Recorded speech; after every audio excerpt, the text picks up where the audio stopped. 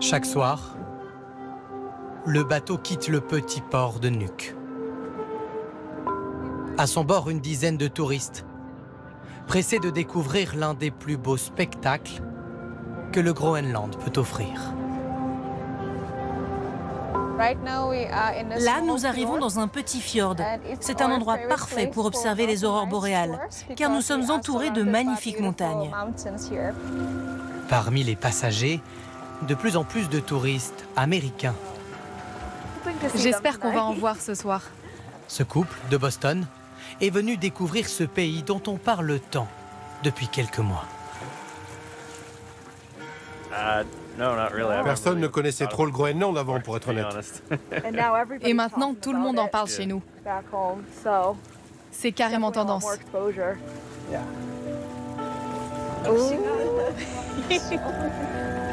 Mais si l'Amérique s'intéresse au territoire arctique, ce n'est pas uniquement pour la beauté de ces aurores boréales. Ce soir, j'ai un message à adresser à l'incroyable peuple du Groenland. Nous vous souhaitons la bienvenue aux États-Unis d'Amérique. Nous avons besoin du Groenland pour notre sécurité. Et je pense que nous allons l'obtenir d'une manière ou d'une autre, nous l'obtiendrons. Trump veut mettre la main sur le Groenland, propriété du Danemark. Jusqu'où est-il prêt à aller? Le 7 janvier dernier déjà, son avion personnel atterrissait à Nuuk, la capitale du territoire. À son bord, son fils Donald Trump Jr., un brin provocateur. Je ne suis ici qu'en simple touriste pour visiter cet endroit incroyable. Si le président américain est prêt à engager le bras de fer, c'est pour s'assurer un accès aux nouvelles routes maritimes permises par la fonte des glaces, mais surtout au sous-sol du territoire, riche en terres rares, une ressource extrêmement recherchée.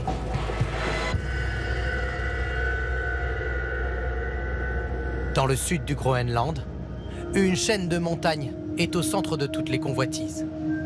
C'est ici qu'a grandi Arnangwak Petersen. J'adore marcher ici. Profiter de cette paix dans la nature. L'air frais, la vue. Je ne m'en lasse pas. Mais dans tous ces endroits, il y a différents métaux. Et toute cette montagne va être creusée.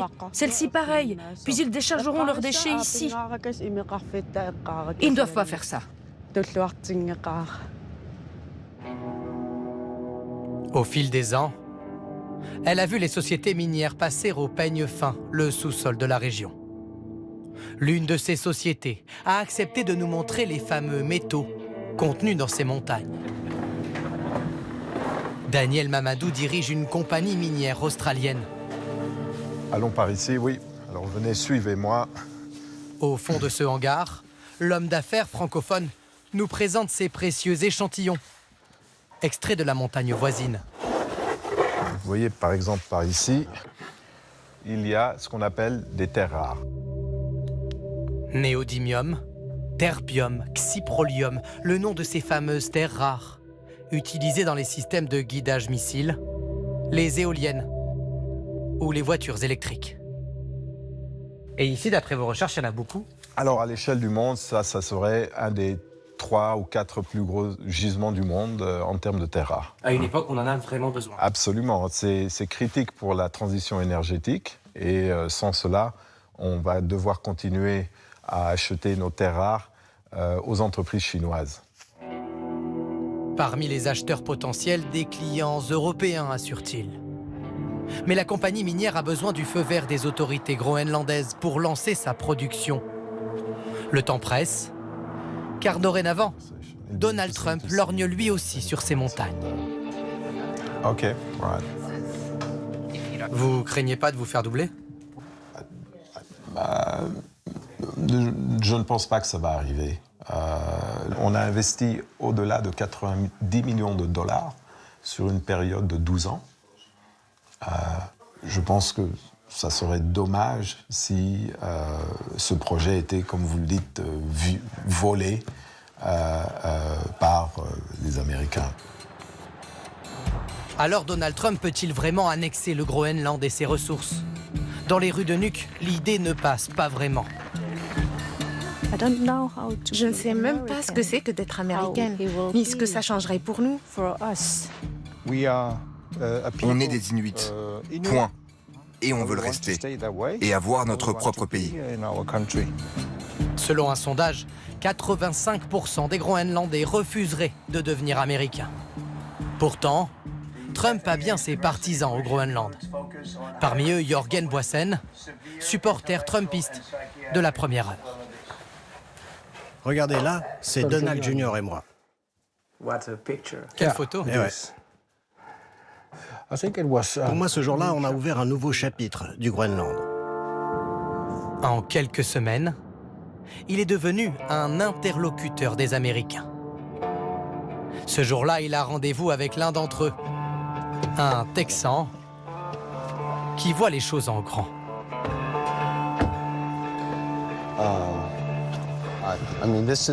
Ce qu'il vous faudrait ici, c'est un hôtel. Pour les gens qui visitent ce coin de la ville, c'est vraiment très beau ici. Vous n'êtes pas juste un touriste, vous? Non, on est là pour bosser. Je dirige une organisation mémorielle.